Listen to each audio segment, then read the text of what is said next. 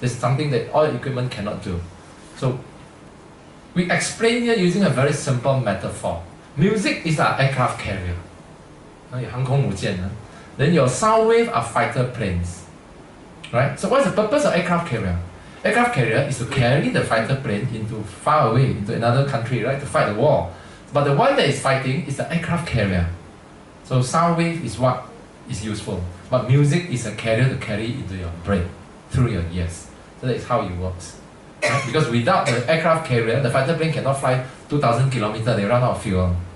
So it's a medium that we use, a technique we use to bring sound wave into your brain. So that is how neural sound wave works. Right? And it cannot be produced by any electronic equipment. No equipment can produce 0.5 Hz. Okay? So it's developed through mathematical algorithms. So it's all using mathematical algorithms. Okay? So basically this is how it looks like, the waveform on the scope or on the frequency analyzer. This is about how the music looks like, the normal music. And this is what we created using sound wave, using mathematical algorithm. This is a sleep sound wave.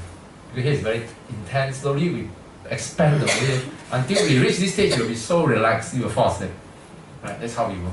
And then what we do is we use AI software to put this inside here. We embed it in. The technology we call embedding technology, and this is what you get, the final waveform. When you put this sound wave into this music, this is what you get. And this is the one that carry it into your ear, and how you can help your brain to go to the state we want. Right? So this is how our technology works. Not Xingtang.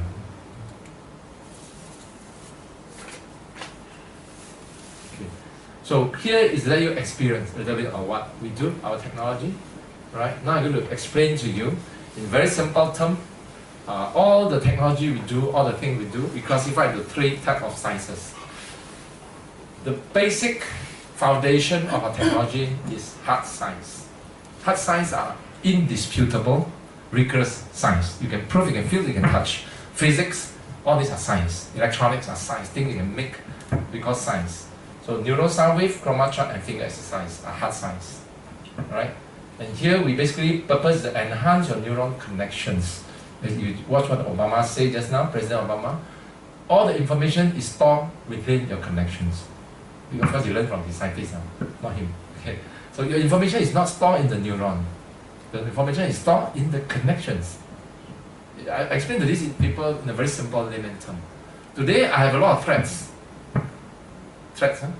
Is it useful? Can I store information? I cannot. But I weave it into a cloth. Then it's kind of net. Then it's useful, right? That's how you can store information. Same thing. Your neuron connection individually, they are useless. We have 100 billion neurons inside there. A lot of dots. They're all dots. It's like you play those connecting dots, you know. Right? When all the dots are connected, that's where the net is formed. That's where the information is stored. So that is how important it is. Improve the concentration, improve memory, improve motor skills. Right? So here our focus is on the brain. Brain is your grey matter, the physical part of it, the hardware we call it. On top of this, we put on a second layer of technology, what we call the soft science. Soft science are things you cannot feel, you cannot touch. It's not like if I tell you today, this is hard science. If I tell you, I take this monitor, if I drop, what will happen? How many can predict the outcome? You go up, right? No, don't believe. I'm not a magician now. I'm doing research. If I let go of this, what will happen? You drop this hard science because gravity, right? Yeah. But if I bring this outer space, I drop, it will not drop down. Right? So it's simple to understand.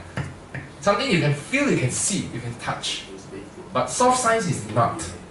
Soft science is about perspective of mind psychology.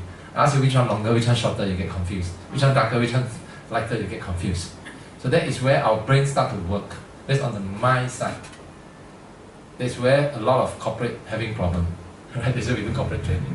Basically to change their mindset. Right? A lot of staff have mindset problem. Right? So a company needs teamwork, needs mind. So the mind part is where we do paradigm shift. Broaden your perspective, develop creativity and critical thinking. Right? In our program, we develop their thinking process. How they think, how they see things from different angles, that there's no one solution. I can tell you, this is the first time you see all equal, second time you see this one longer, second time you see this one brighter, then you don't know which one is correct. Then you start to think. That is what we want the state. Then you start to make judgment, right? So that is the mind part. And we have the pinnacle of our technology, which is called fringe science. Okay? So we go from hard science into soft science into fringe science. What is fringe science? Do you know? Fringe science is in Chinese called 边缘科学. It's a very cutting edge science, but something you cannot prove. You cannot prove it. Okay? But the theory is backed by scientific theory, backed by something, but it's not as rigorous as this. It's not like if I drop this thing, you will drop. If I drop this and you go up, you're in the wrong planet. That's the only thing, you're wrong planet. You're not on Earth now. You're on a different planet, right? So this is about sensory perception. What is sensory perception? I'll spend 5 minutes explaining to you. Humans have sensory, have perception ability. But through many generations, we have lost all of them. We have lost all our sensory perceptions, most of them, right? Today, we cannot see better than a dog, a cat. You cannot hear better than a dog. You cannot fight a tiger. You cannot run faster than a horse. But we're very smart. We have a smarter brain, right? I cannot see, I wear spectacle, I make spectacle to wear, right? Then we can see better, right? You cannot run, I make a car, so you can run faster than a horse. I cannot fight the tiger, I make a gun and shoot the tiger. So you can do everything because of our brain, right? But because of all this technology and it's going to get worse. Huh? It's going to get worse and worse because of the mobile phone. Now people live in the mobile phone, everything they don't know how to do. The next skill human going to lose is writing skill. Many people already cannot write. English not so bad, A, B, C, D, E, Chinese worse. In China, I challenge them to write. They cannot write anymore. They've forgotten how to write. 汉语拼音 they know, also know to just 拼音 they say, right? But writing they cannot write. A lot of people don't do writing anymore. Very soon, human going to lose the first skill is the ability to write. We created letters by human. We created alphabets. We created all the Chinese calligraphies. But we're going to lose all that because of mobile phone. Because today you don't need. Everything is on the phone, just key in. Even voice recognition is even better. Some people don't even write.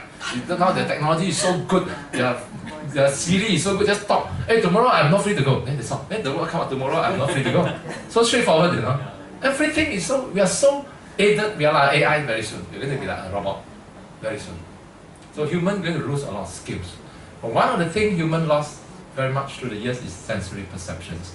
Our ability to sense what is around us, our ability to know what is coming. And that is what business people need. Business people need is not to know what your customer wants today. It's to know what your customer wants tomorrow. Because you know what he wants today, by the time you go to him, it's at night already. He's talking about tomorrow. So this is called sensory perception. So this is where we do a lot of very interesting technology on that. How we use sound waves to stimulate certain part of your brain, especially the cerebellum part. We give an example. Cerebellum has a very cerebellum is our brain behind. I have a picture later to show you. The small part of our brain. Our brain has cerebrum and cerebellum, the small part. The very small part of our brain behind us is only 10% of your brain, the size. But you have 50% neurons. Half your brain power is locked inside this small brain. So what did this brain do? Give you an example. If today I ask you, how many of you here can run very fast? Young man can run very fast? Can, huh? He's the only one who said yes. Okay. If today I tell you, put a very fierce dog behind you, can you run very fast? Yes. You run faster than the young man. Okay, I tell you, you'll even be able to climb the tree. Why? This is science, no? This is not just about psychology. Because under that fear, under that survival base, your cerebellum is working. It creates endorphin. It gets into your brain. It gives you extra power. But even you cannot do, you will run faster than anyone. You run faster than anyone, I tell you, okay? We are running for your life. That's human. We're all being human. Right? So a lot of brain you don't use. Now you say, cannot run. Oh, already cannot run. But your dog come and we see the guy so fast. Right? Because you don't use your potential, you don't use your ability. We're all lazy. Human by nature are lazy, are born lazy. Our brains are all born lazy, you trust me, including me. Every our brain is lazy. Right? Today if I ask you, 127 plus 274, what's the first thing you think of? Calculator. Right? Mobile phone. You don't use your brain to calculate, but you do that in primary school. Primary school you cannot do that, you fail in primary school. No? But once you reach university, you don't need anymore. After you graduate from university, you need a calculator, that's what I tell them. And I studied so much engineering, you know. We studied years, and we studied Laplace transform, contour integration, all useless. I need a calculator, that's all I need. Right, that's all you need in your life. Can do most of the things you need, you know. Or your mobile phone can do almost everything you need. Today, your mobile phone can do 90% of the job for you. Right? We studied history last time, remember? Subject that you like. Wow, what? Julius Caesar, which year conquer Roman? Who remember? Don't remember? Check Google immediately. Why you remember for what? Last time you remember every damn thing until we are so tough, and I don't remember wow, which year who was born. I said, remember this for what? I said, don't know. Google, right? Like which year was Singapore independent? No, don't know. Check your Google. Everything is there. So today, why do we do hard memory? Today, what we need is to use our brain for better use, for higher order of things. When I was in lecturer, you know, when I remember when we first do subject development, we go into very fundamental thing. There's 7 levels of learning. I went through a master degree in training, forced to do it, no choice. Education. Why is education? Because no matter how good you are, you may not be a good teacher. You don't know how to teach. To you, it's very simple. Why people don't understand, right? So we put us all into program. So we went to Cambridge University to learn all the program called teaching courses. So we learn. So the basic thing, first thing, there are 7 levels of learning, and we're only learning the first 2 levels. We never go to cognitive learning. Cognitive learning is about using your brain. That's what NIE is doing, teaching all the teachers. It's not about teaching you information. It's not about giving you information and reproducing the exam, right? I remember I designed my first exam paper. Half my students failed. I was teaching electronics engineering. Then I teach them circuit theory. Circuit very simple, only 2 theory I tell them. Kirchhoff current law, Kirchhoff voltage law, very simple law. Right? This circuit you can do anything. So I teach them, give them a lot of examples to do. So this student coming from A level all learn Tang series. Go to exam, I flip the circuit, half the student fail. Half the student fail. Right? So I checked the first what we call exam board meeting. The first thing they say, why so many of the students fail? I said, because they cannot go backward, they cannot go stand. They can only go forward. Right? So next time exam, I flip the circuit again. Everybody score.